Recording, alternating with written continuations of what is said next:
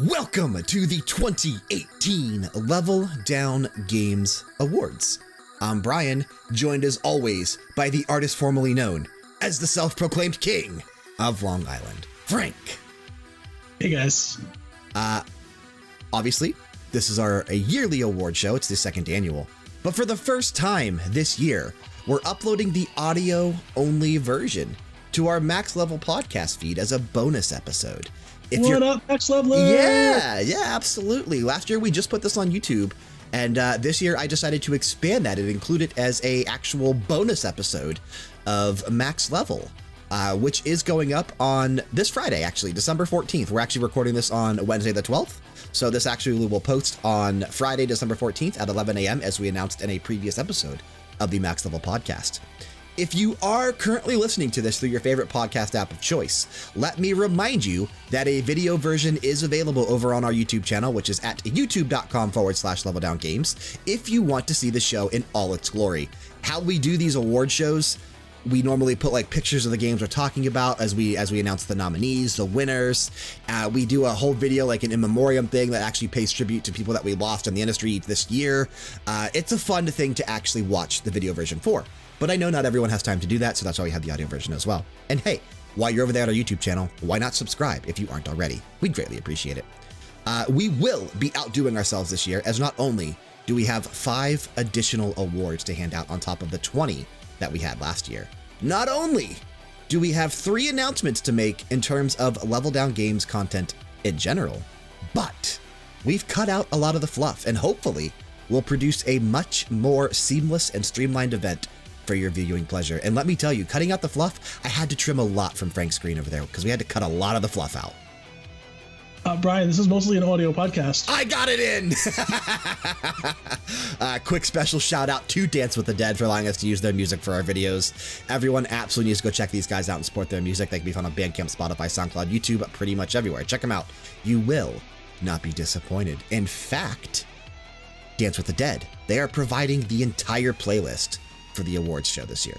Every track you're hearing in the background is from Dance with the Dead, and this entire award ceremony will have music in the background, obviously done by Dance with the Dead, including the in memoriam section coming up later in the show.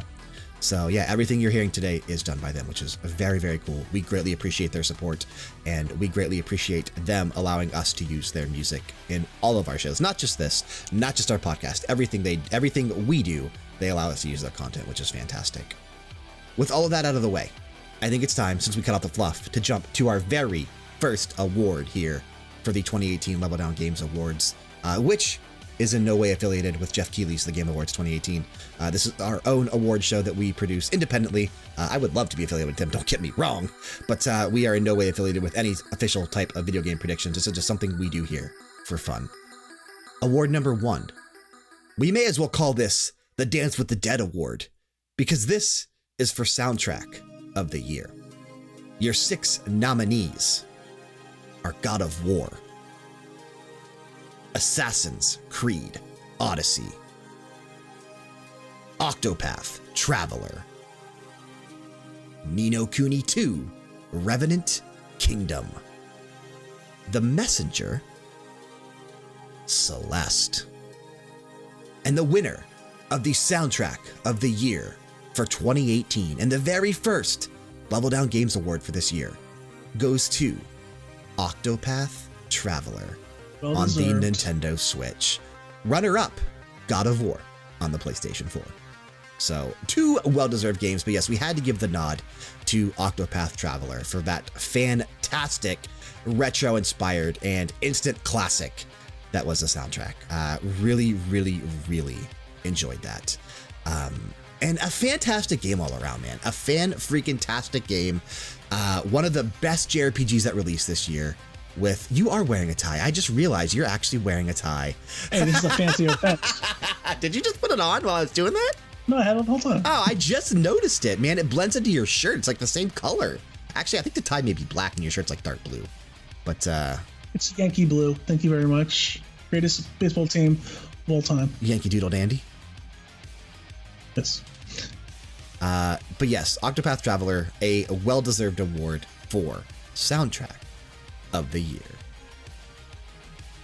So how about we jump into our second award? Let's do it. Let's do it. Right, I'm proud to bring you here the best sports/racing game.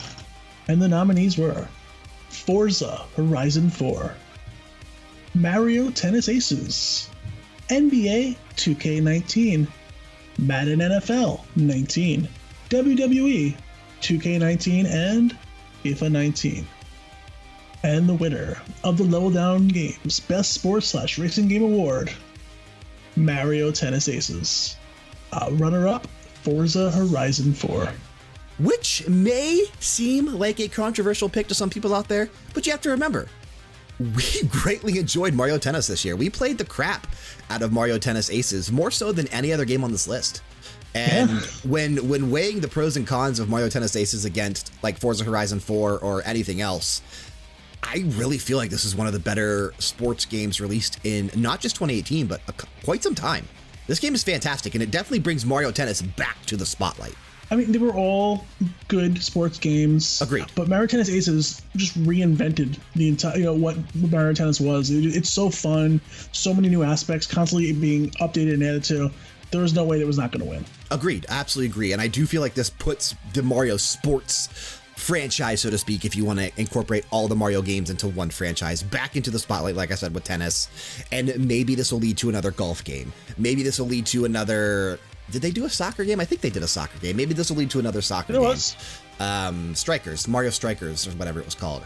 I would like to see more, and there's even a Mario baseball game. Maybe this will lead to more actual... They have a basketball game. Yeah, they do. Mario, whatever, 3-on-3 or whatever it's called on the DS or 3DS or whatever. So I do hope this will bring, especially golf. I want a new Mario Golf. And I do hope that the success of Mario Tennis Aces and how well it's done on the Nintendo Switch will at least give us a new Mario Golf, whatever they call it. Mario Golf Hole-in-One Edition. I have no idea. For award number 3, we are talking about the best retro feeling game. Which game felt like it came from yesteryear, in our opinion? The 6 nominees: Iconoclasts, Bloodstained, Curse of the Moon, Celeste, Octopath Traveler, Dead Cells, The Messenger. And your winner for best retro feeling game, The Messenger, with runner-up being Octopath Traveler. Such great games. Yes. All 6 of those games are fantastic games, but something about The Messenger. It's, for one, a killer soundtrack. Yes. Going from 8-bit to 16-bit. Mm-hmm. The gameplay in general, it's so innovative. Like it just elevated the whole retro genre. Absolutely. This was an 8-bit and 16-bit throwback to Ninja Gaiden, and it really played just like Ninja Gaiden. Like I felt like I was back as a kid playing this game again for the first time ever. And man, there nothing beat that feeling for me this year in terms of a retro inspired game from 2018. Which is why there's no way this could not win this award.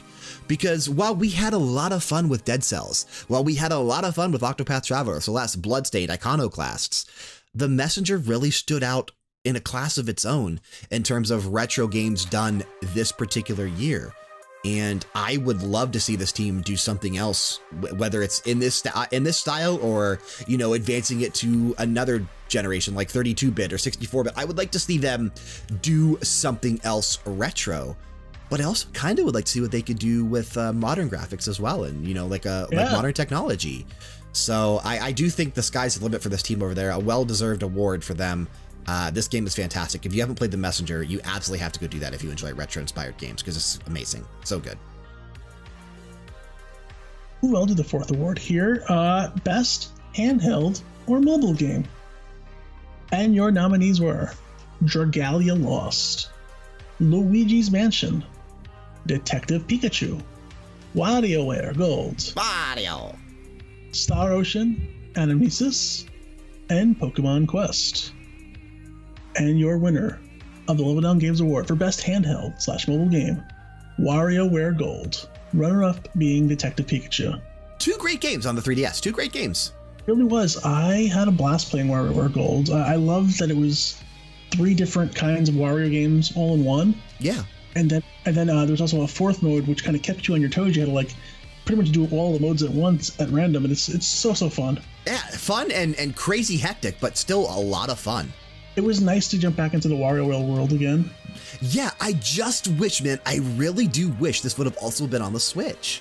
But I am hoping that a WarioWare game is currently in development for the Switch. Like, you gotta think that it has to be. You have to think that. I hope so. Maybe even a Waluigi World. Maybe he'll be in Smash. Because we know he's not currently in the game.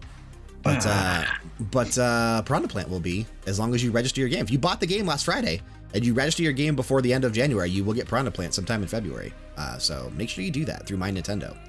But yeah, all these games were good. I particularly enjoyed Dragalia Lost, Star Ocean and Amnesis. I thought were 2 fantastic, mobile-only games. And then Pokemon Quest was on the Switch, which is where I played it at. Luigi's Mansion, a great remake of the GameCube version on the Nintendo 3DS. But yeah, something about WarioWare Gold just definitely stuck out. So another well-deserved victory for Nintendo there. We'll go ahead and move in to our 5th award for the Love It On Games Awards 2018. And this award here is for Trending Game of 2018. Now, what we mean here by Trending Game of 2018, we are looking at games that appeared in other types of media, whether that's TV shows, movies, word of mouth, news stories, print, magazines, articles, whatever.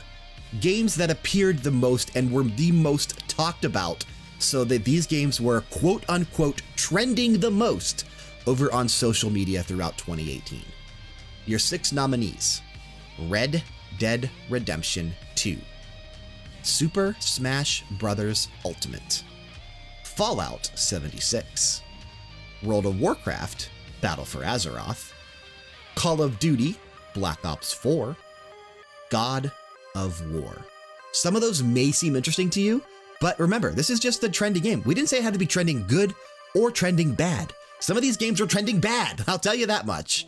But your winner for Trending Game of 2018 is Red Dead Redemption 2. This game was everywhere in 2018. Everywhere, to the point that random conversations people are having on the street, people are having in the lunchroom. South Park, especially South Park. Yes. I mean, it was everywhere. This game was absolutely everywhere and still is everywhere because it's a fantastic game. This game is a great game.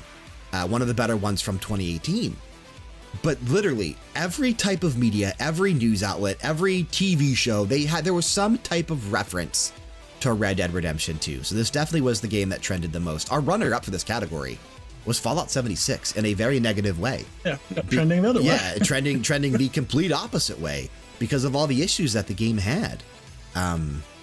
I would say several of these games, World of Warcraft Battle for Azeroth trended negatively because of like the end game and how terrible Azerite armor was. Call of Duty Black Ops 4 trended negatively because it didn't have a single player, but then trended positively after it released because of how well the game freaking sold, even though it didn't have a single player, which proved to Activision Call of Duty will sell without a single player game. So we'll never see a single player campaign in Call of Duty again.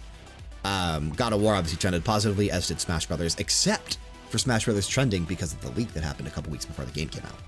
So, fun category though. But yeah, ultimate winner has to be Red Dead Redemption 2 there. All right, turkeys, it's time for it. The best fighting game of 2018. Or were you trying to be like anime style with like bad lip sync and bad dubs and Absolutely. stuff? So your nominees are Soul Calibur 6, Dragon Ball FighterZ, BlazBlue Cross Tag Battle, SNK Heroines Tag Team Frenzy, Super Smash Bros. Ultimate, Dissidia Final Fantasy NT. And your winner of the best fighting game of 2018, Super Smash Bros. Ultimate. Runner-up, Dragon Ball FighterZ. And I will preface this by saying Smash Brothers came out 5 days ago on Friday, December 7th. Frank and I have spent an extensive amount of hours over the past 5 days playing Smash Brothers Ultimate in preparation for this award show. We wanted to include it because I know how like Jeff Keighley in the Game Awards says that they have a cutoff date. It's like somewhere in November they have a cutoff date where if a game comes out after November, whatever, or early December, like December 1st or November, like Thanksgiving, maybe the cutoff date. I don't know. There's a cutoff date for the official Game Awards hosted by Jeff Keighley that they won't include. Like Xenoblade Chronicles 2 wasn't included in the Game Awards last year because it came out in December 1st or December 2nd. Smash Brothers isn't included this year because it comes out on December 7th. Well, obviously the Game Awards, you know, it was on Thursday the 6th, so it couldn't have been included because the awards were the day before.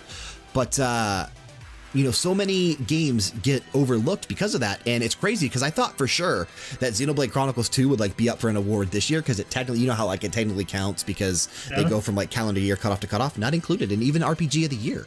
So I don't know, like that game may be the most overlooked game in terms of the Game Awards history since Jeff Keighley's been doing it for the past couple of years. But reason for me saying this, we have put a lot of time into Smash Bros. Ultimate over the past 5 days so that we could weigh it against these other games that it is going against in certain categories. And it was a hard pick too, I'll tell you right now. Well, I know especially for you, we went back and forth on this because you are a huge fan of Dragon Ball FighterZ. You actually have said multiple times that that's your favorite Dragon Ball game. It is, but I do agree that Smash Brothers was the better game. Yeah, absolutely. It was the better game. Yeah, it's still out. Like it didn't get canceled after it came out. But we are having a lot of fun playing through Smash Bros. Ultimate. Still a ton of content to get through, ton of characters to unlock, ton of spirits to get through. You know, I am having a blast with this game, and I've unlocked most of the characters already. I'm surprised. Yeah, you gotta catch up. Well, I will, but you know how I play these, and I tend to savor the actual experience of Smash Brothers because I really do enjoy these games. That being said, we are going to take our very first commercial break. We will be right back after a word from our sponsors.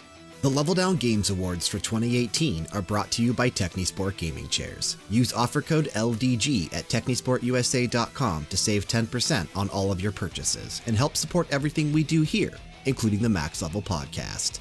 If you're unfamiliar, Max Level is an all-purpose gaming podcast that uploads on iTunes and your favorite podcast app of choice every Monday morning at 5 a.m. Eastern. Be sure to subscribe and stay up to date on this ever-changing and crazy industry. Let's get back to the show. And we're back for our next award, award number 7. We are talking about the Best Artistic Design. Your 6 nominees for Best Artistic Design: Nintendo Labo, Crossing Souls, Bloodstained, Curse of the Moon, Dead Cells, The Messenger, Tetris Effect. Your winner for Best Artistic Design is Tetris Effect. Runner-up, Nintendo Labo. Tetris Effect was a surprise release for me in 2018. A game that was on our radar after we first watched the trailer. We watched the trailer and reacted to it right after we stopped doing Game Oracles in the middle of the year. Game Oracles used to be a trailer show that we used to do where we would watch the latest and greatest trailers every week. One of the very first trailers we watched after we stopped doing that show was the one for Tetris Effect, and I noticed that video had blown up on YouTube. A lot of people actually were looking for reactions to that because of how unique the experience was going to be in Tetris Effect, and they wanted to know what people thought of it. And this particular game surprised the crap out of me, man. When I got this from our friends over at the studio that developed the game, I was not anticipating this being as good as it was. I wasn't expecting to get sucked into this world. And I know you in particular have been sucked in even more because of PlayStation VR. Oh my God, I've never played anything as beautiful and as enthralling. Like, it's beautiful in all directions. It's beautiful, you know, to the ears. Yeah, it's a big blend of music and visuals and fun gameplay. But I want to show some respect to Nintendo Labo as well. I mean, yeah, Nintendo Labo, a surprise thing this year. Yeah, which is why we had to give it the runner-up, and I could have made a case to even see this winning just because of how unique it actually was.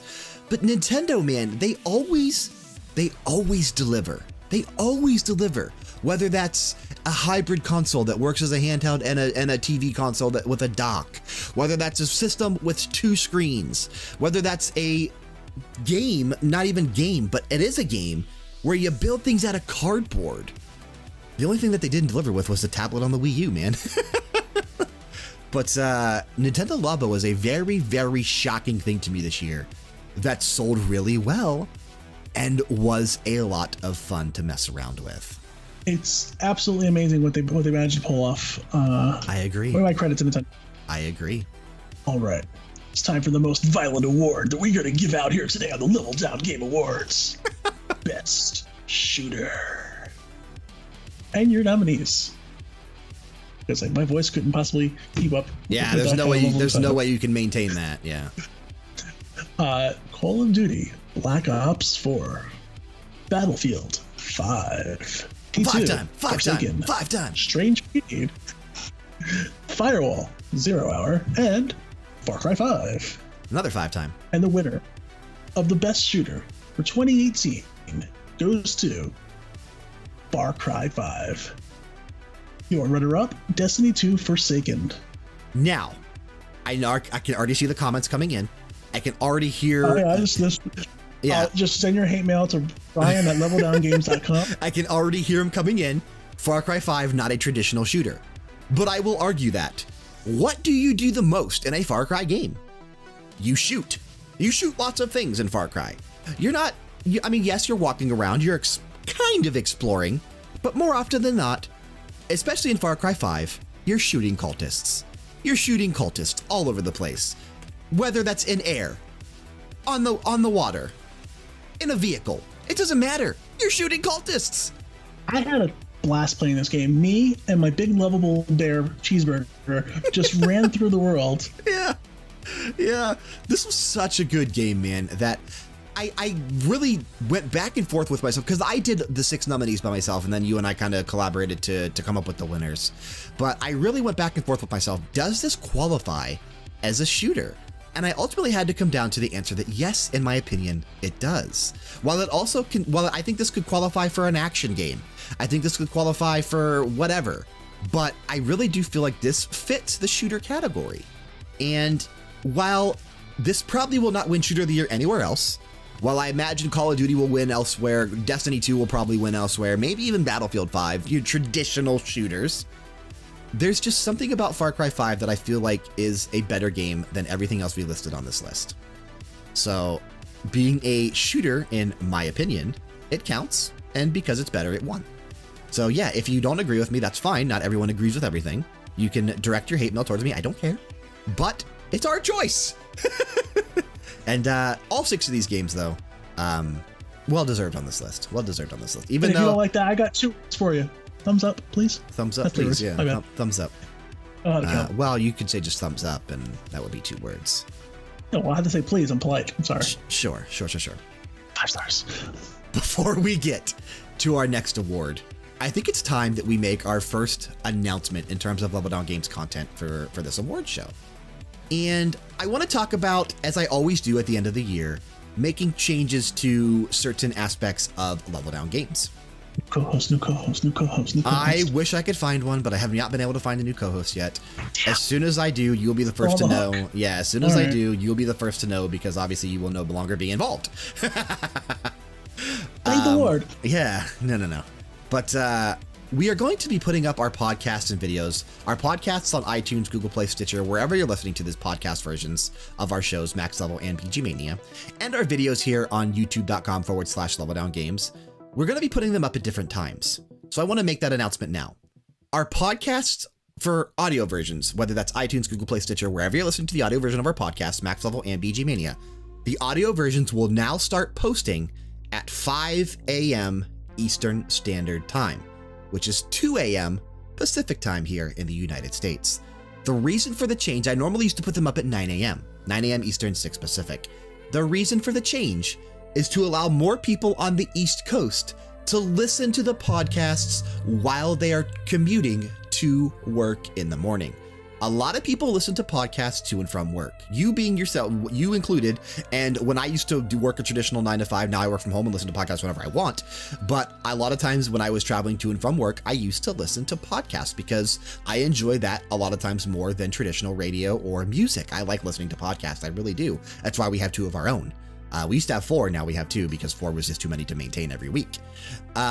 So audio versions will be up at 5 a.m. Eastern on Monday for Max Level and Wednesday for BG Mania, 2 a.m. Pacific, again Monday for Max Level, Wednesday for BG Mania.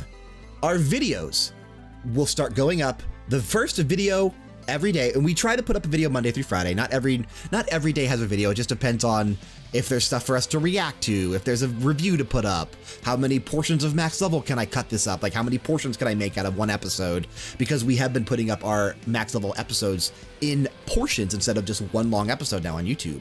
Like, you know, our news goes up separately, our games we've been playing goes up separately, our discussions go up separately. So that way you only have to watch the portions that interest you and you don't have to sit through the entire 2 hours of us talking about things that you may or may not care about.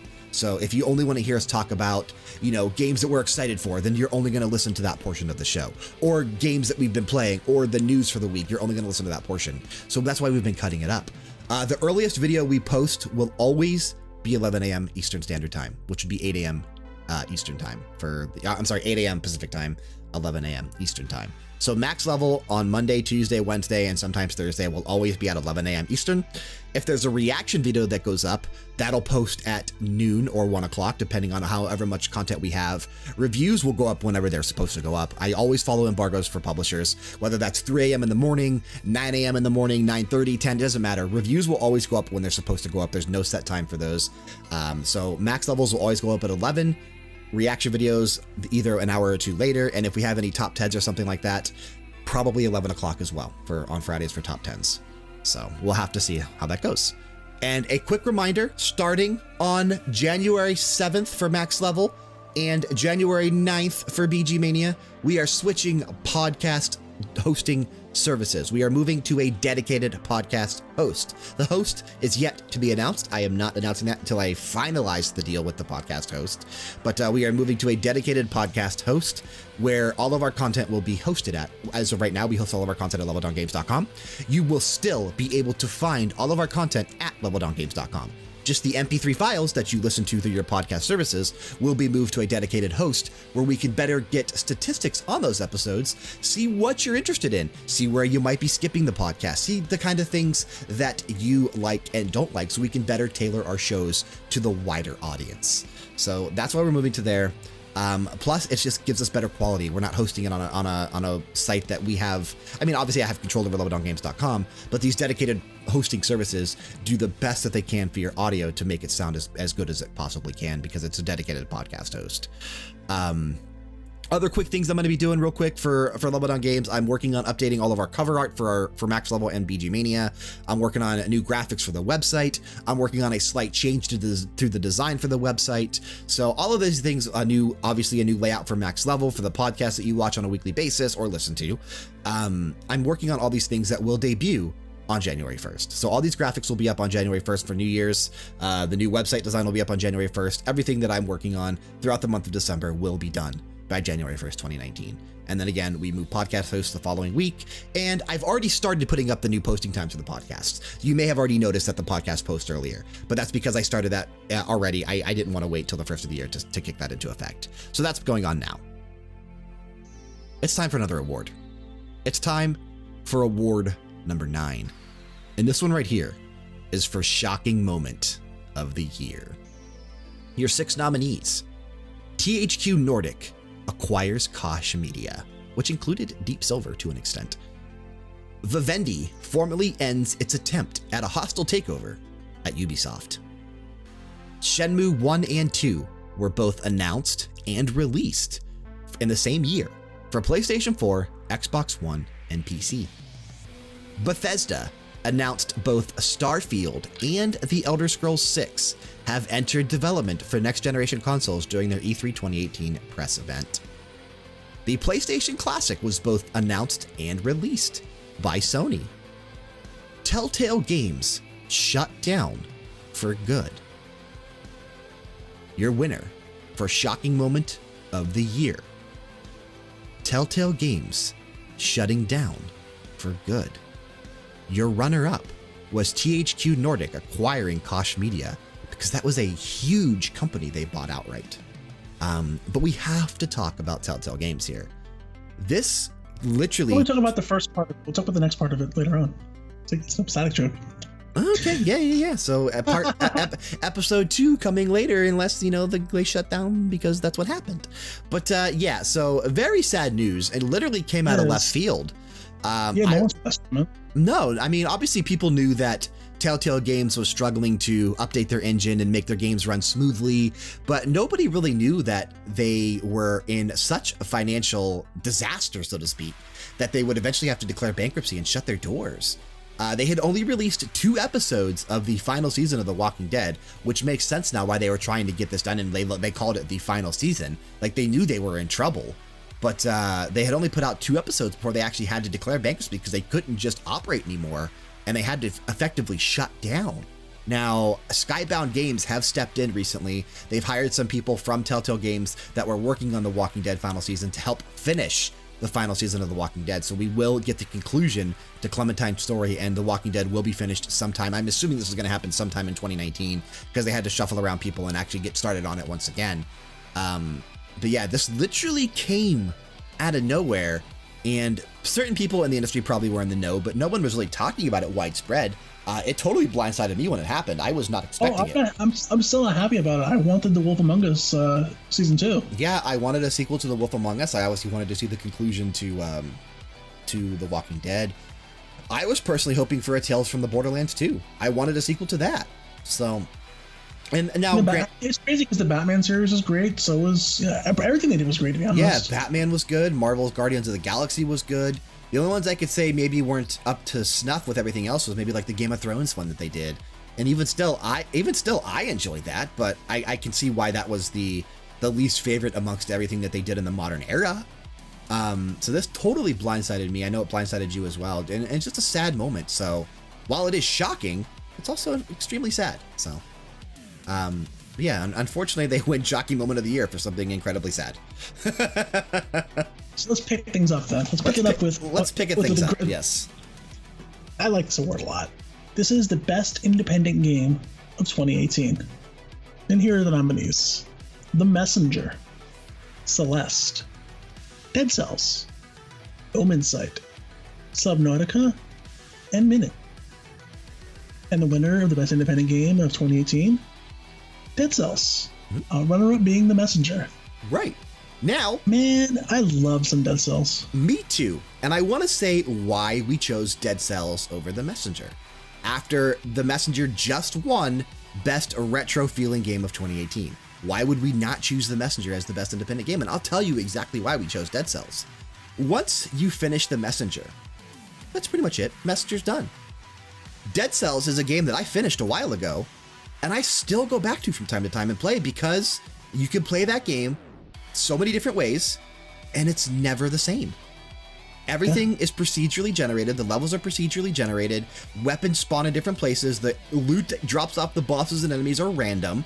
Each run, and each experience through Dead Cells is called a run, quote unquote. Each run that you make through Dead Cells, whether it ends with you killing the bosses or whether it ends in you dying, it's always different. And it is such a fun game to play in that regard. I mean, there's, for one, it's the time is a factor. Yeah. The level's a factor. All these things, like, do I want to blaze through this and get rare items? Do I want to go slow, power up, and actually beat the game? There's so many different things you have to factor in. I had more fun playing this game than anything else. Don't get me wrong, all these games are great. The Messenger, again, love The Messenger.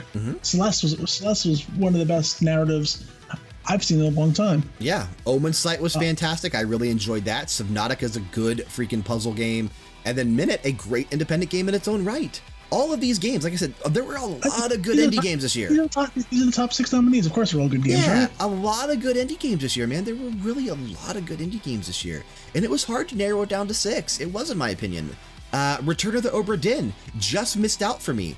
But and that's a fantastic game as well. One that absolutely should be played. So there's just so many indie games this year.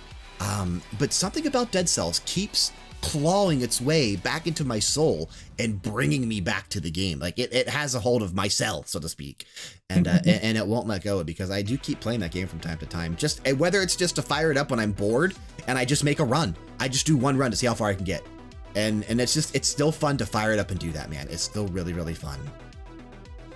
Our next award number 11, is for best visuals. Which game looked the best in 2018? Our 6 nominees: Kingdom Come Deliverance, Shadow of the Colossus, God of War, Detroit Become Human, Red Dead Redemption 2, Shadow of the Tomb Raider. 2 Shadow ofs in that list, Shadow of the Colossus and Shadow of the Tomb Raider. Your winner for best visuals in 2018 is Red Dead Redemption 2. A special honorable mention to Detroit Become Human for the best character models I have ever seen in a video game. Ever seen in a video game. Those character models were... the pores on their faces. It was so detailed. Yes, those character models absolutely blew me away. And I will say, this was a very, very, very close competition between Red Dead Redemption 2 and Detroit Become Human. But Red Dead obviously did edge it out slightly because of the detail that Rockstar Games poured. Speaking of counting pores, the detail that they poured into the open world and how good that open world looks in Red Dead Redemption 2. That is by far the best looking open world game to date. Rightfully so, since it just came out 2 months ago, but still, that game is fantastic looking, and Bethesda could take a lesson on how to make a good looking open world game with modern technology. I actually saw a meme recently of like it said first official leaked picture of Starfield, and it was a character from Fallout 76 wearing like a hazmat suit with like a space helmet on, like pretending like it was in Starfield. And then like first leaked screenshot of Elder Scrolls 6, and it was like a picture of Elder Scrolls 3 Morrowind. Just because Bethesda is always behind the times when it comes to graphics. They always are. But again, they normally get a pass because of how good their games are.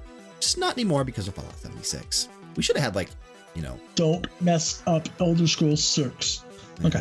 I hope they don't, man. But yes, best visual, Red Dead Redemption 2. That game is superb looking. Fantastic. I think this may be one of my favorite categories. Yeah, this is basically the Frank Award. This is basically one of the Frank Awards.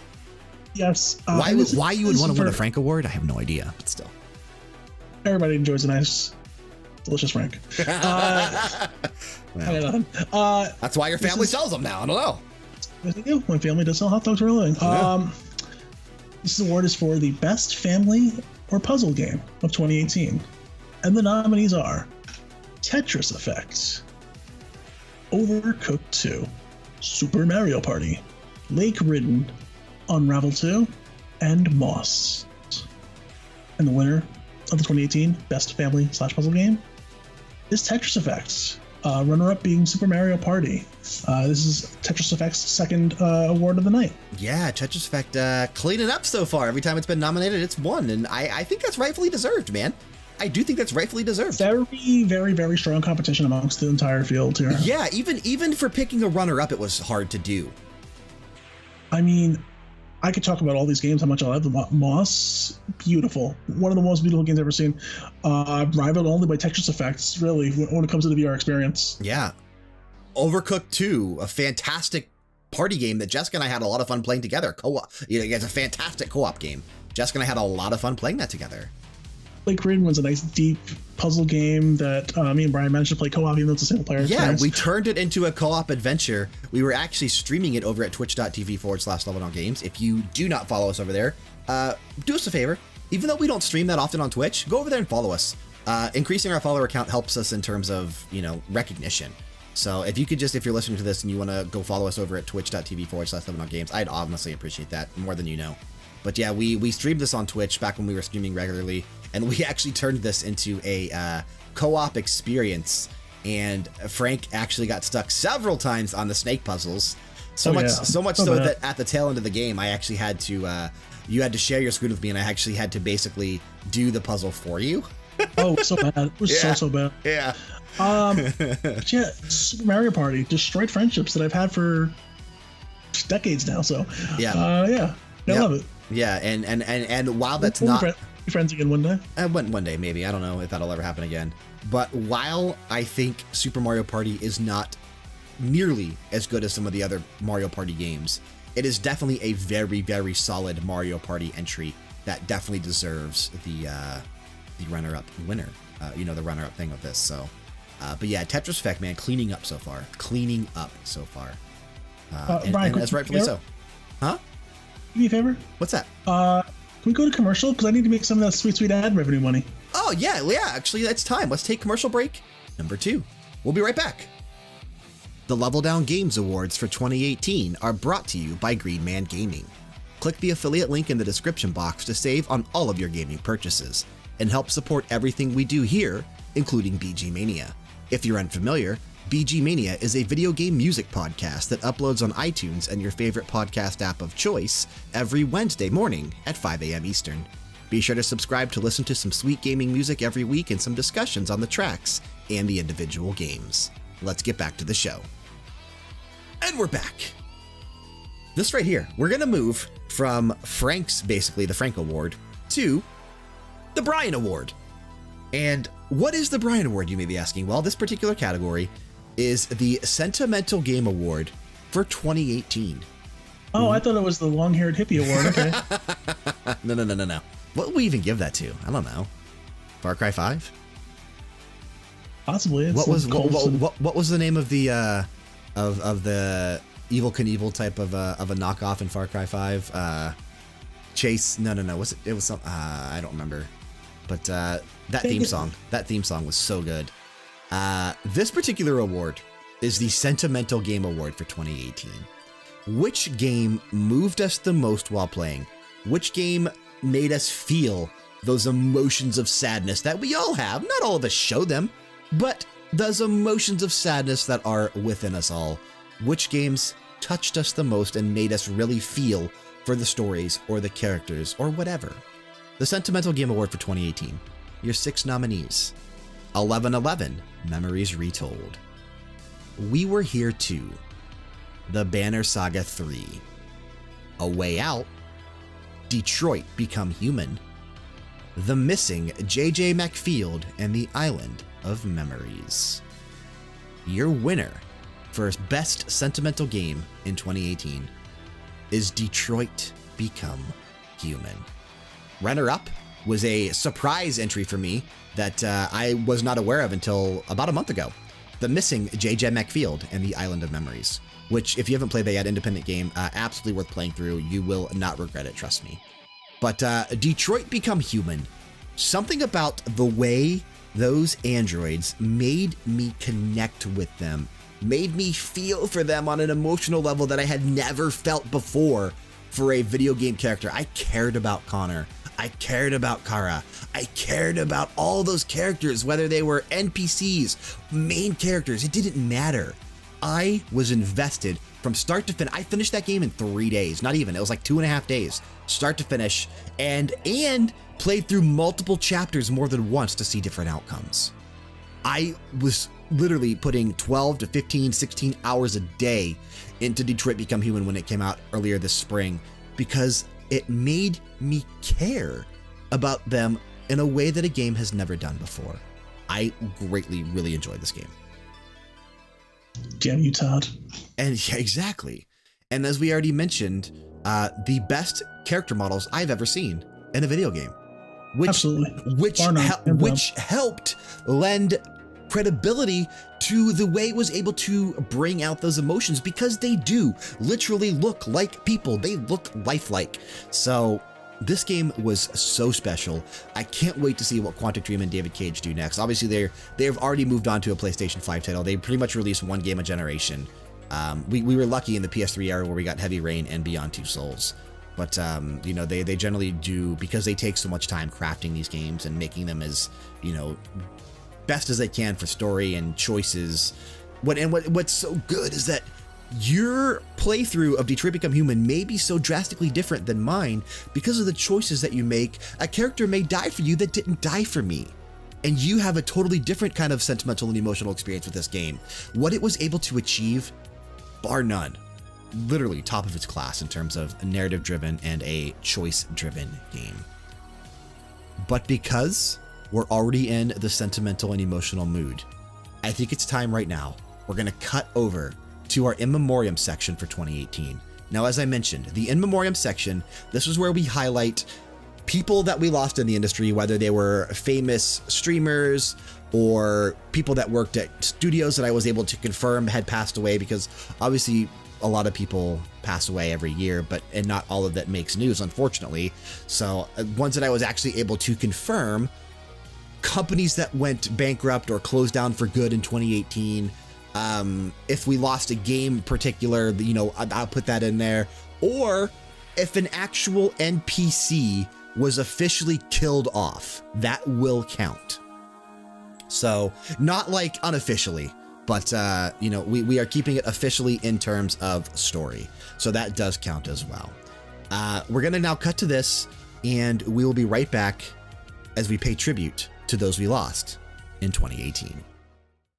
We here at Level Down Games would like to pay our respects to those we unfortunately lost throughout the year. Please join us in doing so with this In Memoriam for 2018. Stan Lee, comic book editor, writer, publisher, inspiration, and voice actor.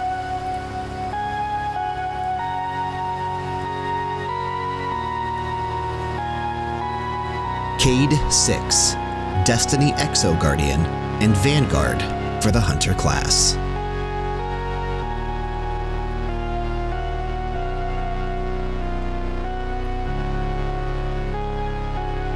Boss Key Productions, Development Studio.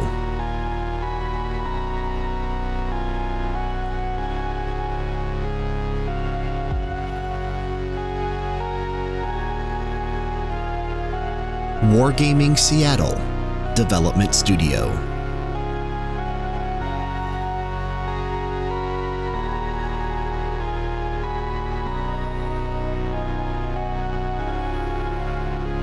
Liquid Entertainment, Development Studio.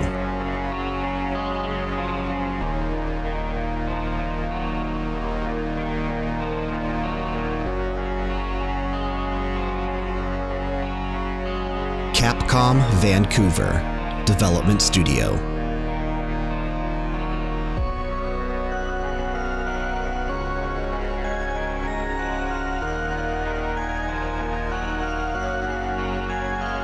Telltale Games, Development Studio.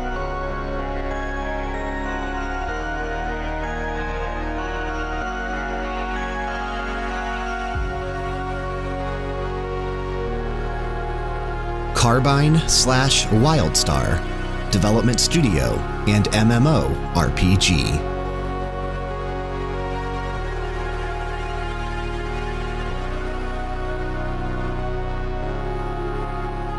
Prima Games, strategy guide manufacturer.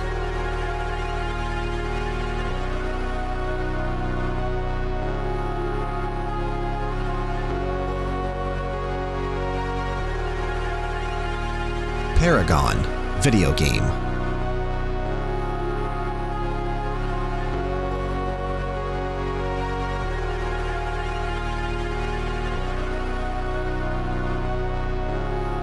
Evolve, video game.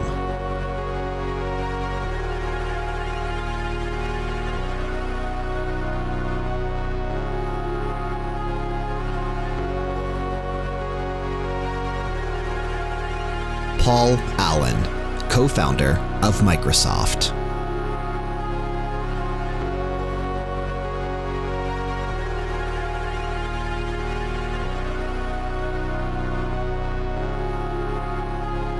Ted Dabney, co-founder of Atari.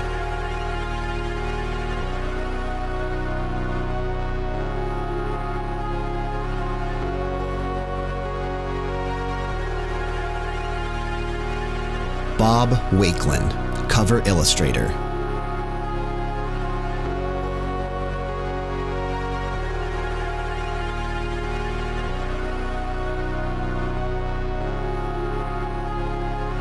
Shoji Mizuno, designer of Bomberman.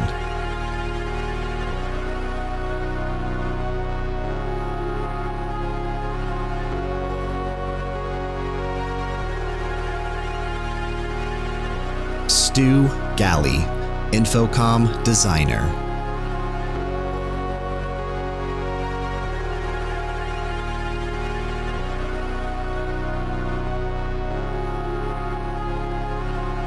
Martin Bucky Cameron, LucasArts artist.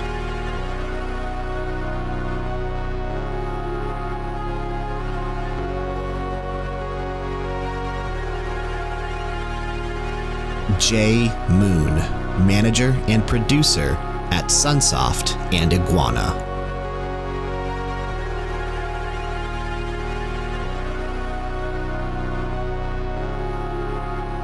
Mike Sherlock, executive at Square Enix.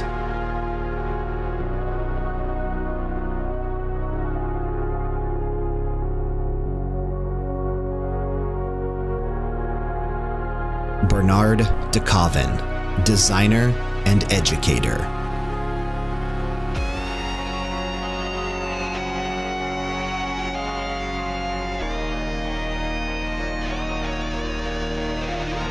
Hadenori Shabao, writer and director.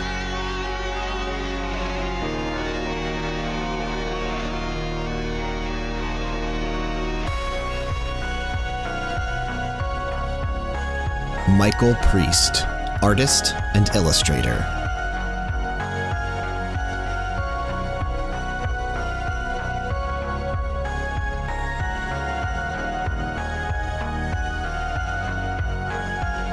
Chloe Segal, developer.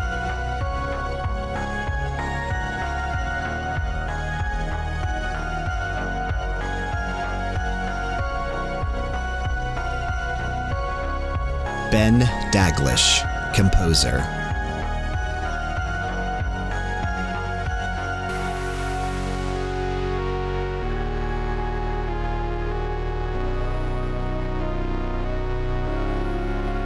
True Boy, Elijah Clayton, esports competitor.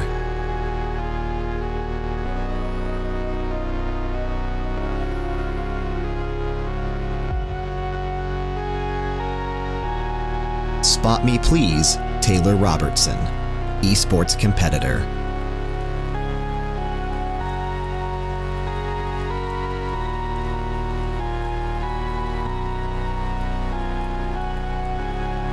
Total Biscuit, John Bain, commentator and game critic.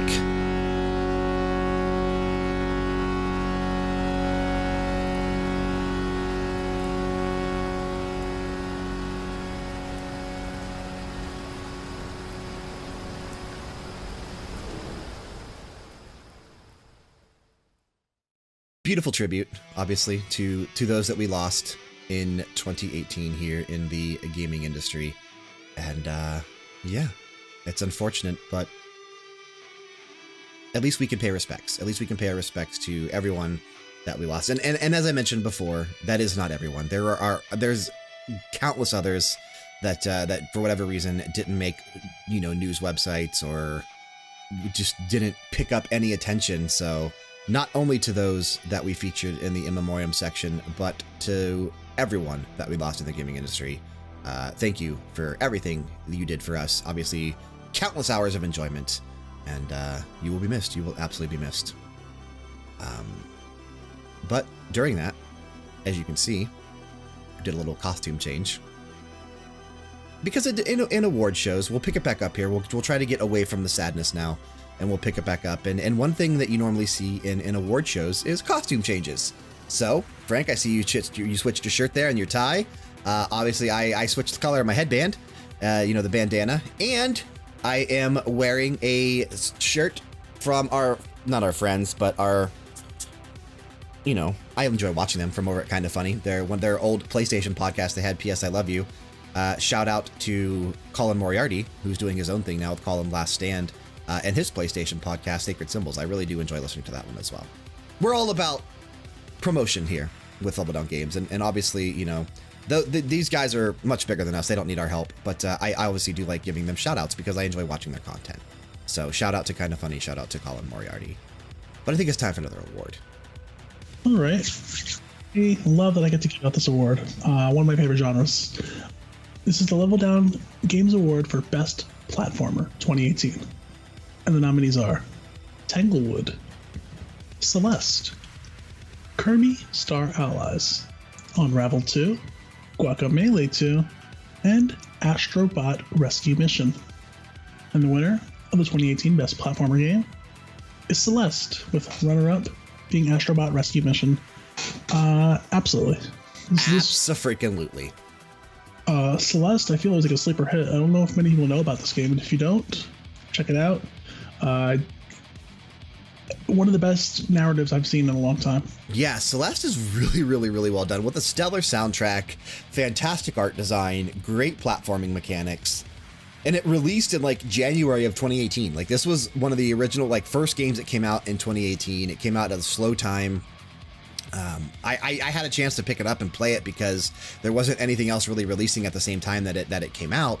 And I thoroughly enjoyed my experience with Celeste. I really do think this is a fantastic indie title.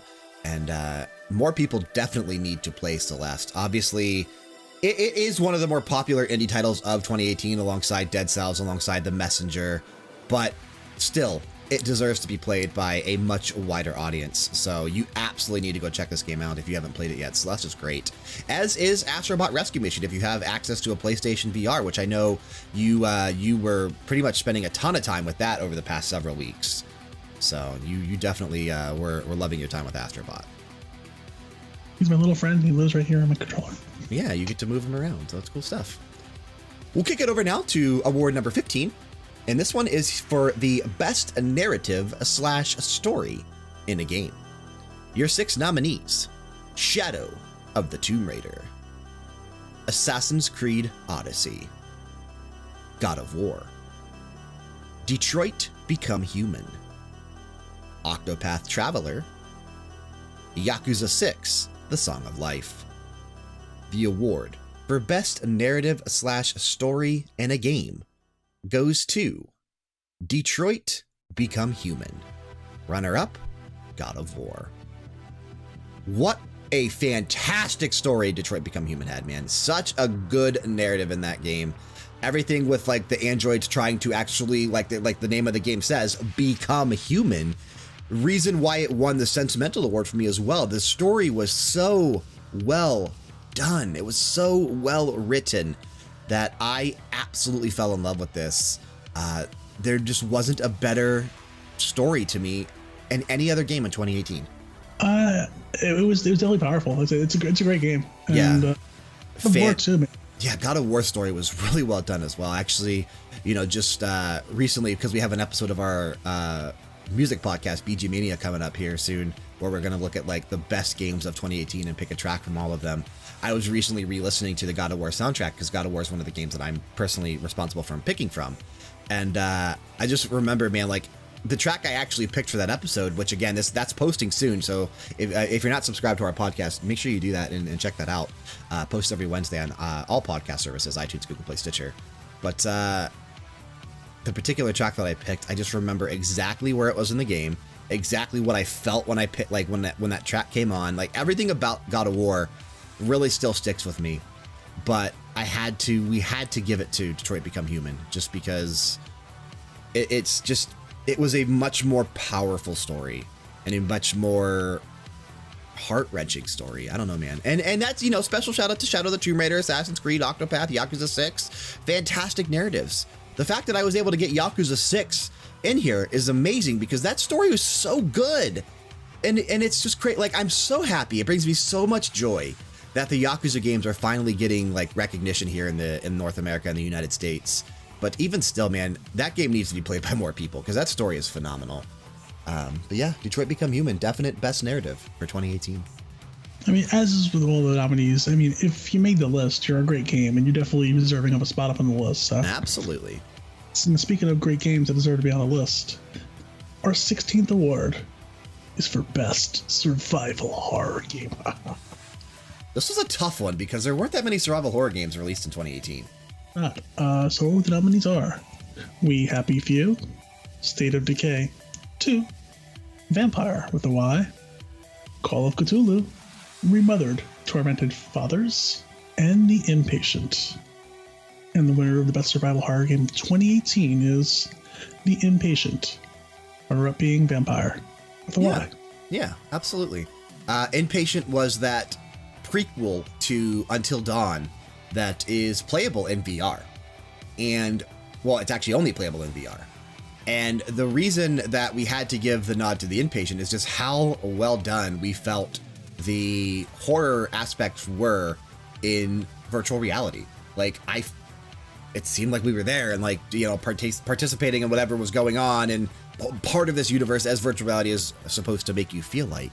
But just the fact that everything that was going on there and our undenying love for the original Until Dawn, like just being back in this universe, back with this lore, finding out things that happened 60 plus years before the stories of Until Dawn.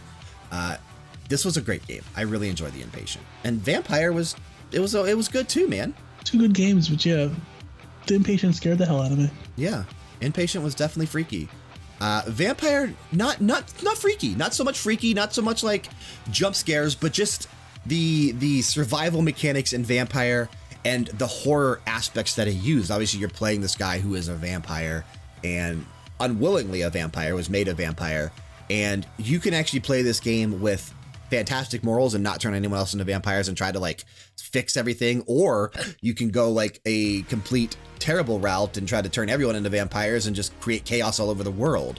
So, which I did not do. I usually try to play good, and I know you try to play evil. So, except there are times when you don't. There are times when you don't. Let's go ahead and move now to our second announcement in terms of Level Down Games content. And it's going to be something that we actually made an announcement for last year, but didn't follow through on. And that is my fault because it's not really my fault, but there was no funds available to actually do this type of content. At least the first thing I'm about to announce is definitely going to happen. And that is that based off of a previous episode that we did of the Max Level podcast, where we took a look at gaming magazines that we were able to find here in the United States and reminisced on ones we used to subscribe to, I have recently pledged on patreon.com to Nintendo Force, which is a spiritual successor to Nintendo Power. They put out a new print magazine and PDF, but the reason I wanted it was for the actual print magazine. They put out an episode or an edition every other month. So they like January, February, March, April, May, June, July, August, etc., etc. So every other month, I will be getting a magazine of Nintendo Force. And each time I get one, I'll film a video. And I will actually like show the cover and talk about what's in the magazine after I obviously read through it and see what's in there. I'm not going to like show article because I'm not going to give away their content, but I will actually show the magazine and actually talk about what's in it. Like kind of like a review, so to speak, of the magazine, but not really a review, just like an overview. But I'm really looking forward to getting my first edition, which should be next month. I should be getting one in January because I really miss getting Nintendo Power. And this looks like the quality looks just like Nintendo Power. I'm really looking forward to checking this out. But along the same lines, I would like to get back to doing unboxing videos at least once a month here on our YouTube channel, youtube.com/leveldowngames. Again, if you're listening to this through podcast services, make sure you go there and subscribe. But I would love to get back to doing monthly unboxings like I recently did with the Power A controllers, the Switch Pro controller and the Switch GameCube controller that Power A was kind enough to send to us to do this unboxing and for us to use for reviews and coverage, which was really cool of them. So I would love to get back to doing this, and it all depends on if we can officially fund it each month. We used to do the Akibento unboxings with Jessica.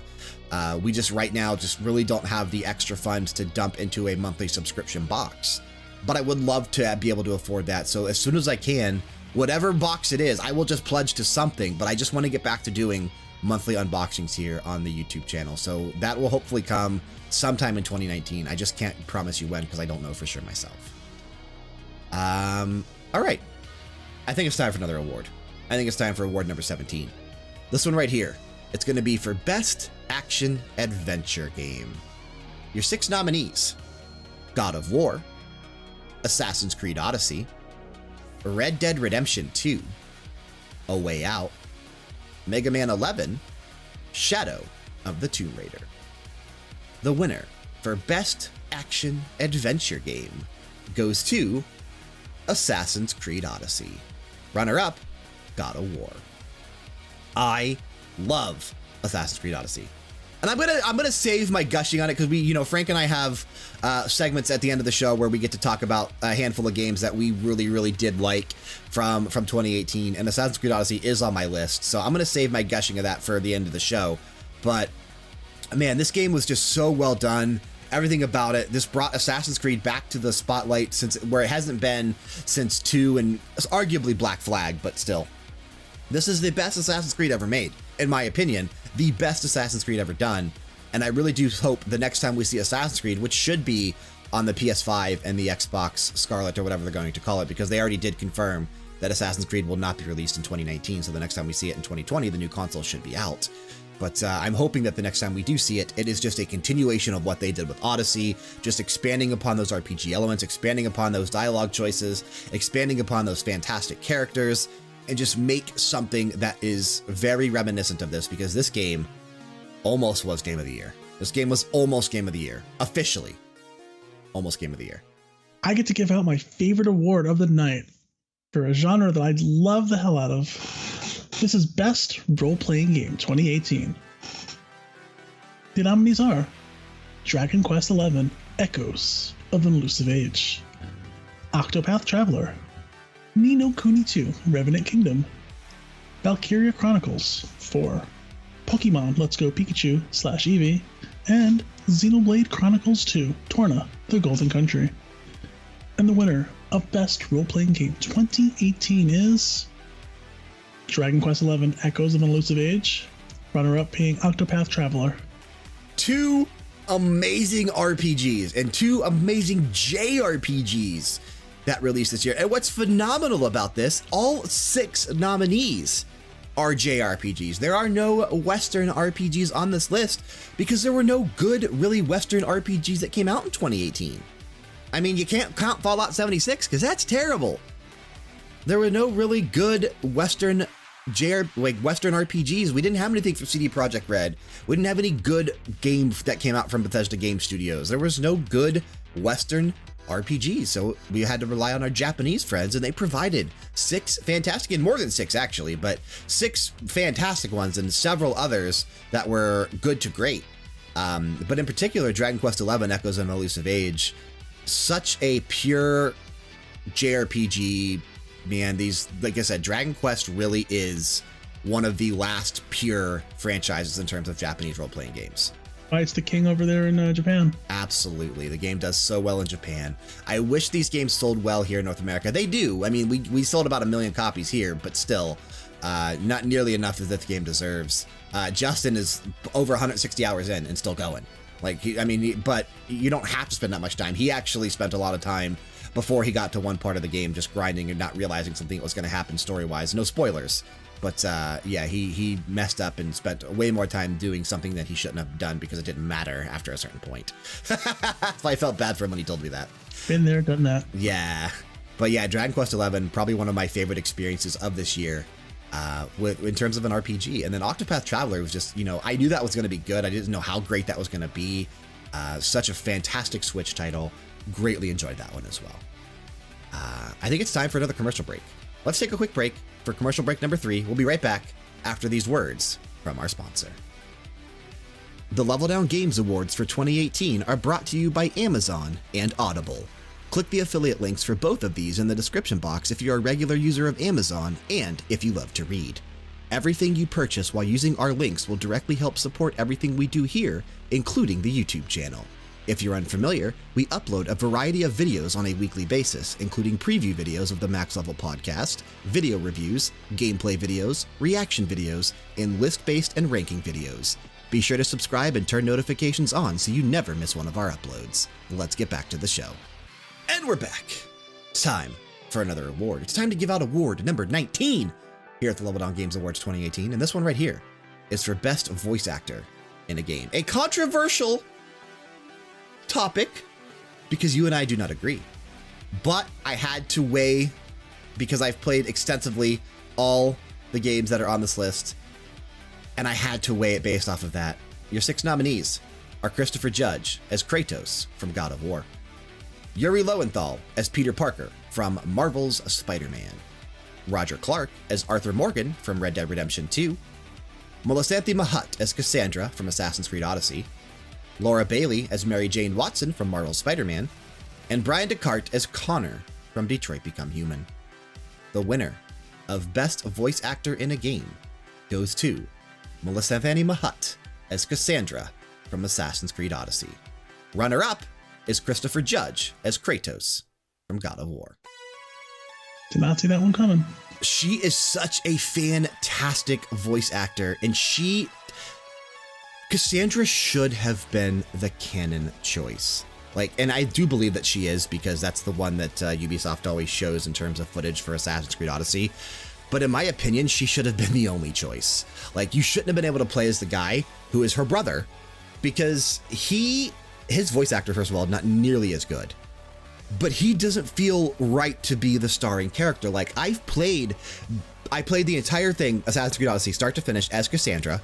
I put over 70 hours into that game as Cassandra, and I'm still playing it to this day. Even though I finished it, 100% finished it, I still play it whenever they add new content weekly, because they're adding new quests and new content to this game weekly. It's one of my favorite games of the year. This is one of my favorite games of the generation. I'm going to say that now. Odyssey is one of my favorite games of the generation. I started the game as her brother, Alexios, and it doesn't feel as good. I started playing through the initial quests, and whichever character you don't pick ends up being the one that's actually featured most in the story. So if you're playing as Cassandra, you're trying to find your brother. If you're playing as him, you're trying to find her. And it just doesn't feel as fluid. It doesn't feel as well done when you're playing as him trying to find Cassandra. But Cassandra, and this is really, really, really, and I'm not the only one that's saying this, this is due in part to Melisanthe Mahutt, because she poured so much emotion into that character, so much soul, really became Cassandra. And there are several moments in the game where I really just felt for her as a person, not as a game character, but as a person, because of the person that was voicing her in the game. And I cannot say the same thing about Kratos. I can't say the same thing about Peter Parker. I can't say the same thing about Arthur Morgan, Mary Jane Watson, or Connor. Even though I absolutely love the story of Detroit Become Human, and Brian Descartes as Connor was fantastic, I can't say the same thing that I can about Melisanthe Mahutt. So I had to weigh that against all options, and she had to be the official winner. Christopher Judge was a close second, because Kratos was really, really well done. But this was a strong category this year. I was very, very blown away by Melisanthe Mahutt. So, man, she had to win this year. She really did.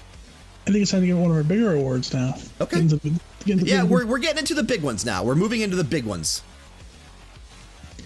This is Studio of the Year. And your nominees are Sony Santa Monica, their showing of God of War, Eidos Montreal, Shadow of the Tomb Raider, Rockstar Games, Red Dead Redemption 2, Insomniac Games, Marvel's Spider-Man, Square Enix, Dragon Quest XI, Echoes of an Elusive Age, and Motion Twin for Dead Cells. And the winner of the 2018 Studio of the Year award is Insomniac Games, Marvel Spider-Man, runner-up being Eidos Montreal with their showing of Shadow of the Tomb Raider. Yeah, now this is another tough category where we really had to base it on certain merits. And the reason that we went Insomniac Games with Marvel Spider-Man over anything else on this list is what that studio was able to do with a superhero IP that really just blew everything else out of the water. I mean, this is better than the Arkham trilogy. This is better than any other superhero game that we have ever gotten on a console. On anything, PC, console, handheld, it doesn't matter. This is the best superhero game that I think has ever been created. And it's just so well done, coming from a team that knew exactly what to do, coming from a team that knew exactly where to take this game, how to do it, how to tell a great story, how to make innovative gameplay. They made web slinging more fun than it's ever been. You could literally just fly around Marvel's version of Manhattan and literally just see these relics that are actually there in real life and see relics that aren't there, like Avengers Tower and so many different things.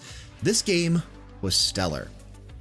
But the same thing can kind of be said about Eidos Montreal with Shadow of the Tomb Raider, because this is a team that took over a a famous IP in Tomb Raider, this version not done by Crystal Dynamics, where the first two were. Eidos Montreal steps in, makes Shadow of the Tomb Raider, and makes, in my opinion, the best of the new trilogy.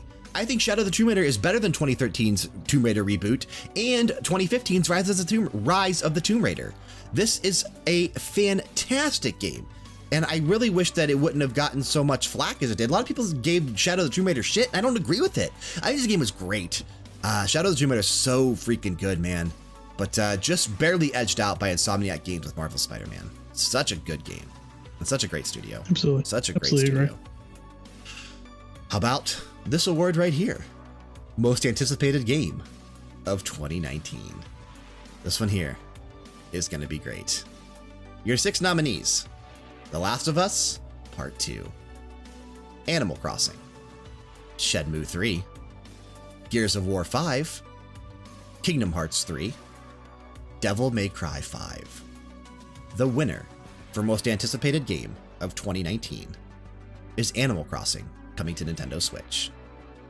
Runner-up is Kingdom Hearts 3, coming to PlayStation 4 and Xbox One. Now, here's why we gave it to Animal Crossing over anything else on this list. You and I are huge Animal Crossing fans. It's one of our favorite franchises of all time, one of our favorite IPs. We are both very much looking forward to Animal Crossing. Even though we're both looking forward to The Last of Us Part 2, even though you're not really looking forward to Shenmue, but I am, even though I'm looking forward to Shenmue 3, we are kind of anticipating Gears of War 5, me more so than you. We're both looking forward to Devil May Cry 5, and we're both looking forward to Kingdom Hearts 3. I know for a fact, you in particular, out of this list, probably would weigh Kingdom Hearts 3 over anything else.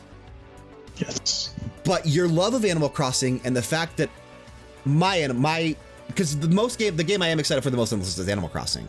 Because of that, and because of your love of Animal Crossing, we had to give it that, because Kingdom Hearts 3 is not number 2 on this list for me. Shenmue 3 is. Had Kingdom Hearts 3 been number 2 for me, then we could have given to Kingdom Hearts 3 over Animal Crossing. But because, like, my official list, if I rank these from, like, 1 through 6 in my terms of hype, Animal Crossing would be number 1, Shenmue 3 would be number 2, Kingdom Hearts 3 would be number 3, Last of Us would be number 4, Devil May Cry would be number 5, and Gears of War would be number 6. So had Kingdom Hearts been number 2 for me, we probably would have gave the award to Kingdom Hearts 3. But because it wasn't, and because I know Animal Crossing probably is your next most anticipated game after Kingdom Hearts, and obviously because of how much we really do enjoy that franchise, we're going to have so much fun with this game in 2019. I can't wait. Don't get me wrong. We're getting all those games. Yeah, absolutely. I'm going to buy all 6 of them. I'm going to buy 6 of them. But I really can't wait for Animal Crossing on the Switch. I hope it's everything we've ever wanted and more, man. I really, really do. I really do. How about another award, Brian? Okay, let's do it. All right. This award is for Microsoft Game of the Year. Short field, because they really only put out 3 things this year. Yeah, it's unfortunate. This is our only category we have this year where there's only 3 nominees. And your nominees are Forza Horizon 4, Sea of Thieves, and State of Decay 2. The winner of the Microsoft Game of the Year is Forza Horizon 4. And tied for last, Sea of Thieves, State of Decay 2. Well, yeah, you really have to be tied for last when there's only 3 nominees. Forza Horizon 4 is a very well-deserved Microsoft Game of the Year. This is a fantastic racing experience. Really, in my opinion, even though I am a Gran Turismo guy, I think Forza may be passing up Gran Turismo. I think Forza might be more respected and more well-known over Gran Turismo now, just because Sony isn't putting out the Gran Turismos like they used to. These aren't regular releases anymore. We know we had GT Sport, but we haven't had Gran Turismo 7 yet. You have to assume that's going to be a launch title or launch window game for PlayStation 5. Whereas, we have a new Forza Motorsport every other year, and the offsetting years, we have a new Forza Horizon. So each year there's going to be a Forza game, regardless if it's Horizon or if it's Motorsport. And I think that's great on Microsoft's part because these games sell so well. People like these games, especially the Horizon games, where Forza Horizon 4 is a fantastic experience. I played this through Xbox Game Pass a little bit on PC, and this game was so well done that I really, we had to give the nod to this over both Sea of Thieves and State of Decay 2, which I played both of those as well. I kind of enjoyed my time with State of Decay 2, not so much with Sea of Thieves. So, and it just sucks because at a time where Microsoft could have had more IPs, they could have had more IPs released in 2018. Crackdown 3, Ori and the Will of the Wisps, Scalebound, exactly. Scalebound if it wouldn't have got delayed. So there could have been a lot of other competition in this category, but unfortunately there wasn't. So we only have 3 awards left. It's time for award number 23, which is PlayStation Game of the Year. Your 6 nominees: Detroit Become Human, God of War, Marvel Spider-Man, Shadow of the Colossus, Astro Bot Rescue Mission, MLB The Show 18. The winner for PlayStation Game of the Year is, of course, God of War. Runner-up, Marvel Spider-Man. Such a good year for Sony, man. Such a good year. Just looking at these 6 games, such a good year for Sony, where, you know, 3 of them were stellar releases: Detroit Become Human, God of War, and Marvel Spider-Man. Shadow of the Colossus, a fantastic remake done by Blue Point Games for Sony. Astro Bot, a fantastic platformer that almost won our Platformer of the Year. And then MLB The Show 18, the only officially licensed baseball game you can get. 5 great single-player experiences. True. I didn't even think of that. Very, very true. And I'm going to expand upon that a little later on as well. But oh my God. Yeah, I actually didn't even think about that. But yeah, God of War, without question, definitely the PlayStation Game of the Year. It was close. I will say it was close by Marvel Spider-Man.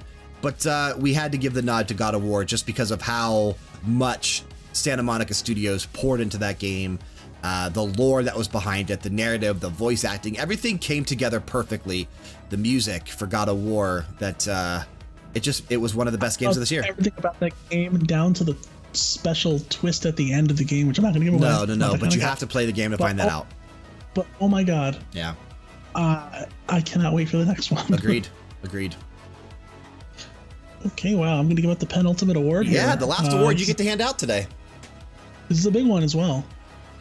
This is the Nintendo Game of the Year for 2018.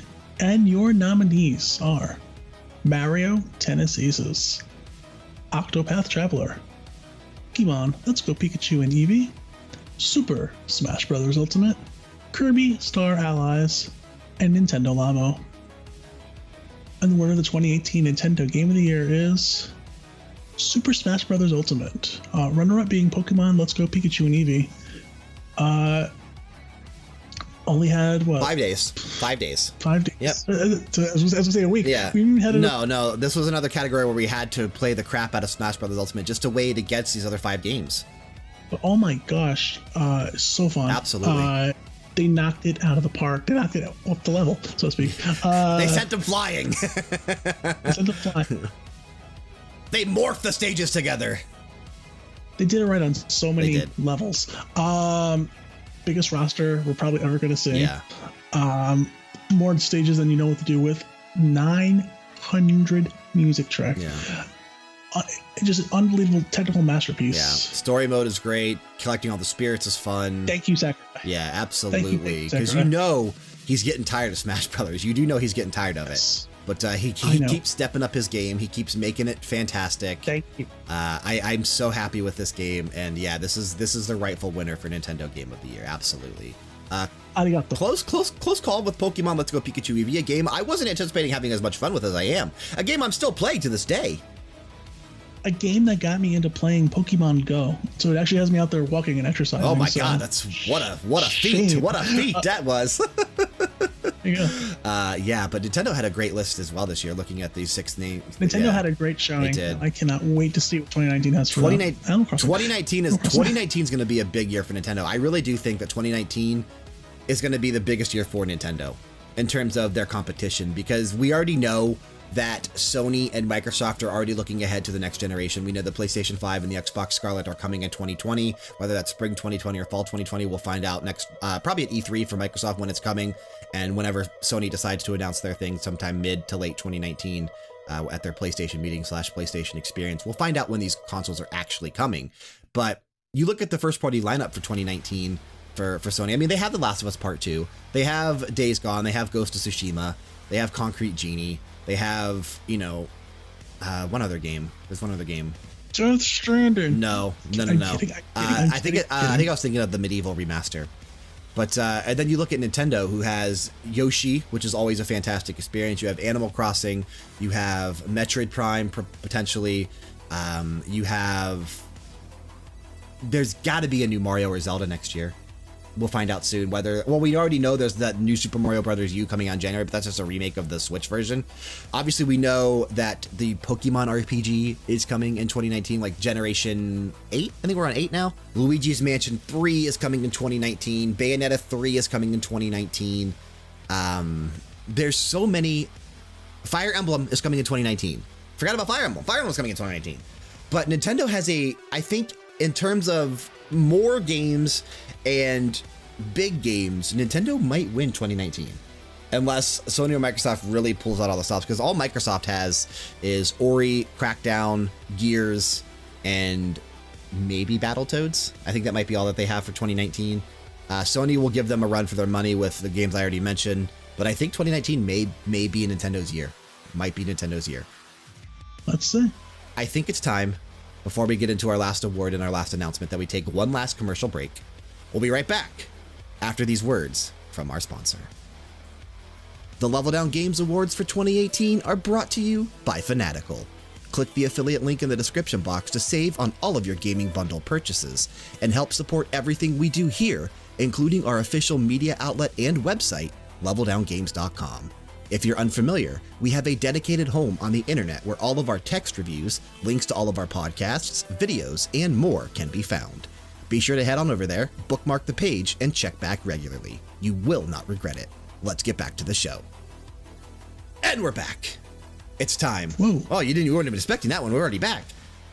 We have one more announcement to make in terms of Level Down Games content for the upcoming 2019 season. I guess we can start calling these years seasons of Level Down Games content. It's going to be something that is near and dear to my heart because I do enjoy making these videos and I do enjoy writing these out and doing these, but I just haven't had a chance to do them yet and haven't had time. I've spent the past couple months trying to get caught up, and has it worked out? Absolutely not. I'm still as behind as I ever was, but I'm going to pledge to get these done because I really want to get back to making these videos and making this content because I like making these. Announcement number 3 is the return of our top 10 videos and our ranking videos to a bi-weekly basis starting on January 4th. So these will be uploading Friday, January 4th. And again, our new posting time, 11 a.m. So January 4th, 2019 at 11 a.m., you will see a new top 10 video hit on our YouTube channel, youtube.com/LevelDownGames. Make sure you're subscribed, turn notifications on because you'll be notified every time we put up a video. But the very first one we're going to be doing is games to watch in 2019. Now, what I want to say about our top 10 videos and our ranking videos, I'm calling them top 10s because they are. They're 10. They're Ty Dillingers. They're 10. But these are not going to be ranked from 10 to 1. I want to do these videos just as like 10 games you should watch in 2019, like 10 games to keep an eye on. Or here's some spoilers for ones I have ideas for. 10 of the best Zelda dungeons, 10 of the worst Zelda dungeons. Whoa. Let's not give that away the whole farm. They gotta watch. Well, of course they gotta watch, but I'm not gonna tell them what it is, but I'm just saying.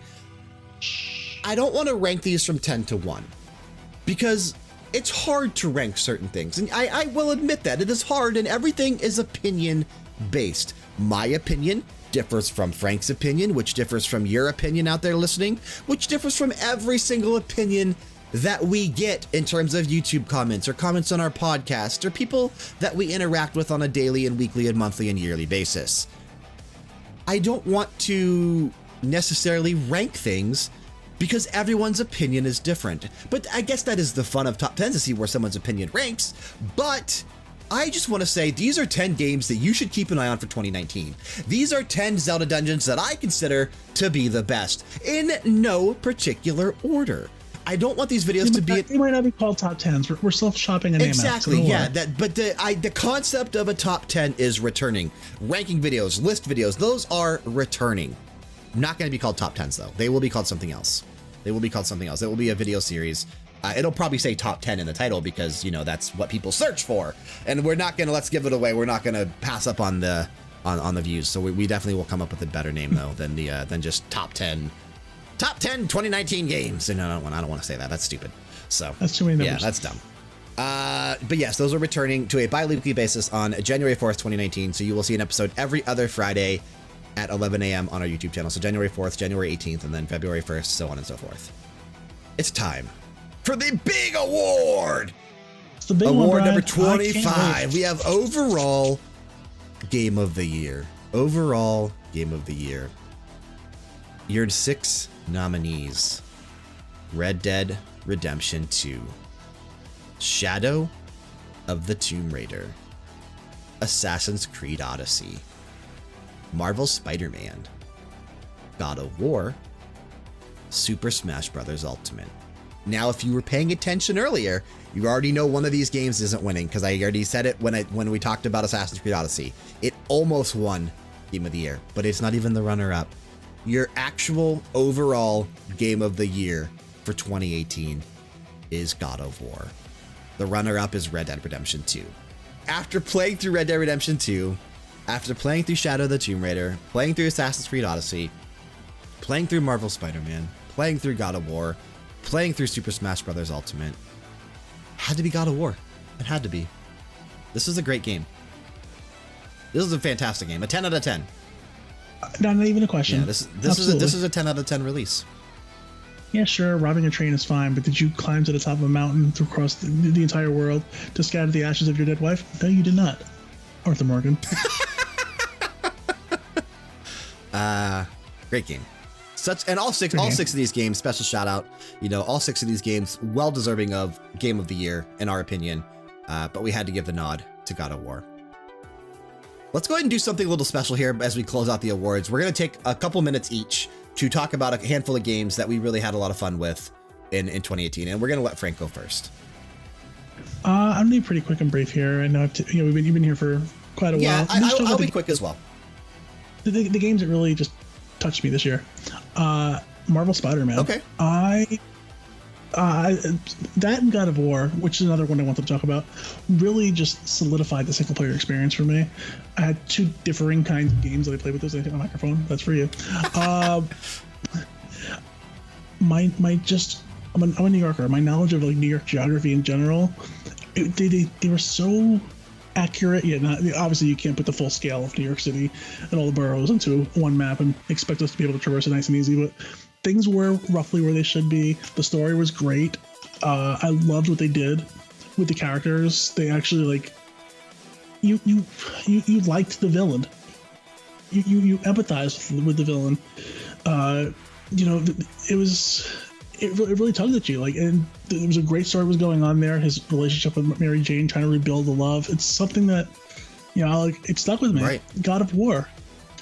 God of War was a direct sequel to the other game. Just took place a few years later. Kratos rebuilt his life, a new life. Didn't want to be a god anymore, and the whole adventure he had to go on because of this.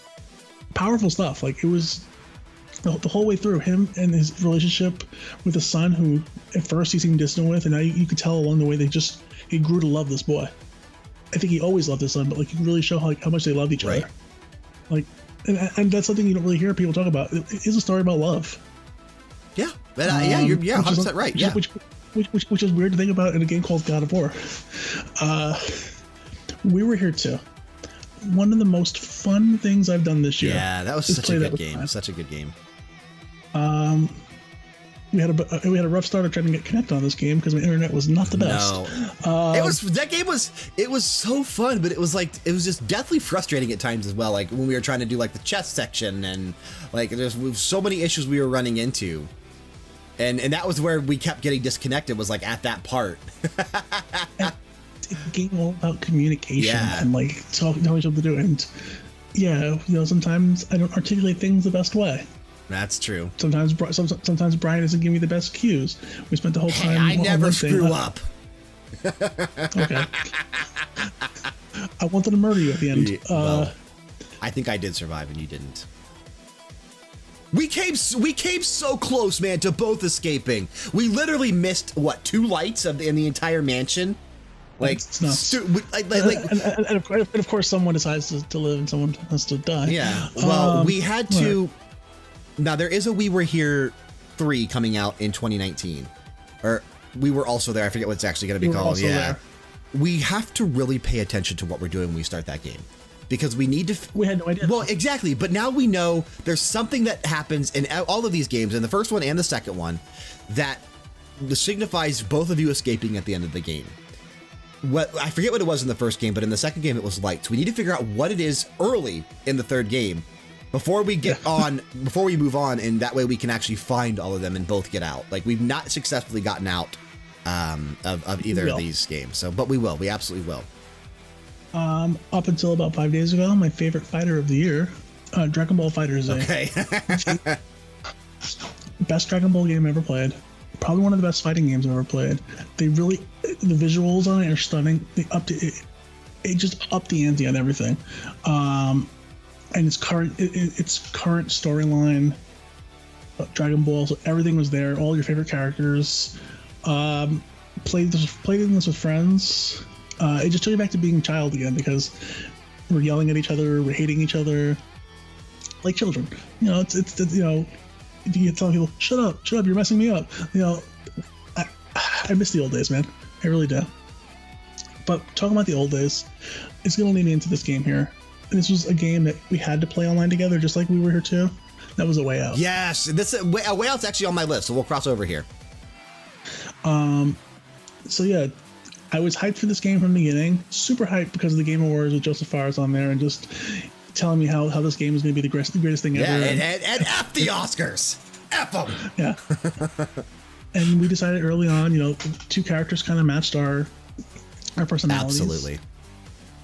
And we played this game, and I had a blast, you know, like figuring these things out with Brian and having to work cooperatively and actually pull these things off. You know, I may have died a couple times because I'm the kind of running gun guy. It's not really a running gun kind of game. No. And the rightful ending the first time. The rightful ending. I don't want to spoil anything for those that haven't played it. The rightful ending the first time. At the end, yeah, you have a decision to make. And I think Brian made the wrong decision. Brian made the right decision. Maybe the right decision in game, but not the right decision for our friendship. How about that?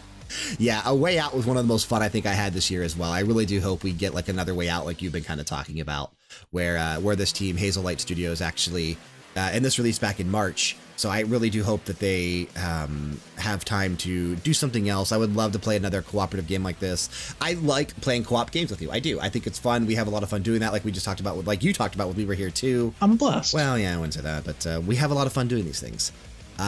So yeah, A Way Out was definitely on my list as well. Did you have anything else, or is that the last one on your list? That's the last of my games. Okay. That was the last one. Okay, I'll kick it then to the other 4 games that I have on my list besides A Way Out.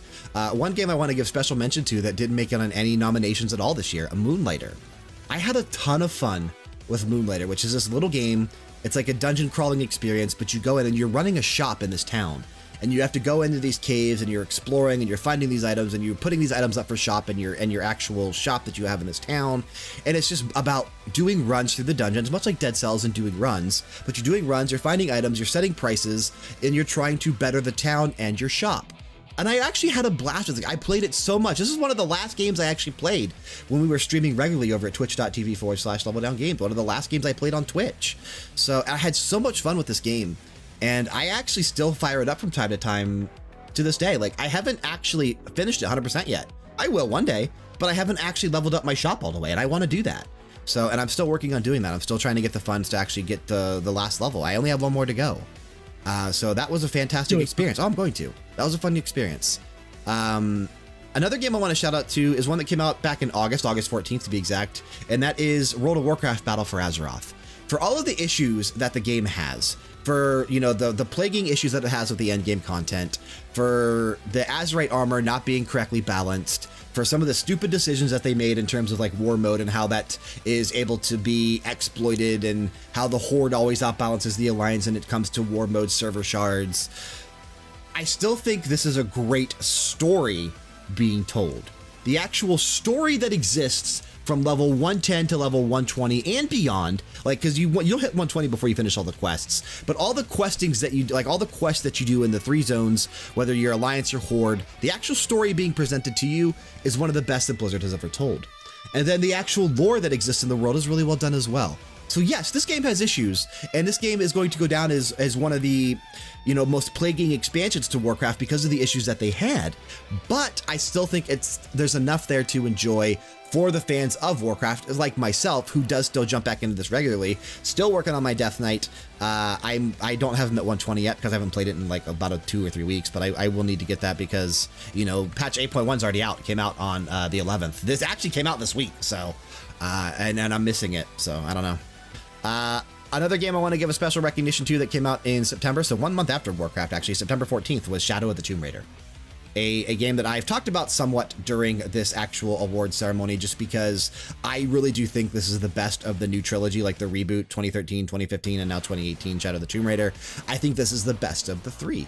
I love the locale. I love the Mexican stuff that they did, the Aztec stuff, the Mayan stuff. This game is phenomenal. I really do implore you, if you like these kind of games, and this is the most Uncharted of any actual Tomb Raider game. So if you like that gameplay style, you like the big set pieces, this game is phenomenal. One of my favorite games from this year by far.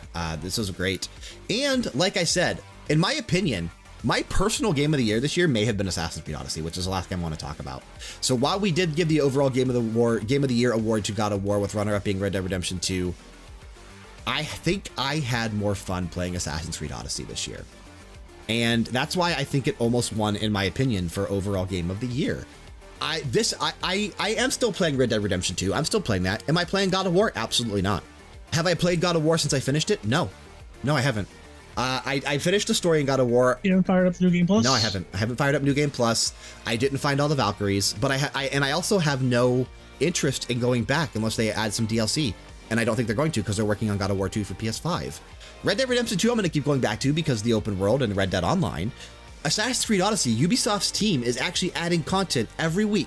New stuff, new items to find, new quests to finish, new mythical beasts to destroy, an actual season pass that talks about like some of the things you did in the game and expands upon that, several new story things. And this is on a weekly basis. Assassin's Creed Odyssey is changing every week.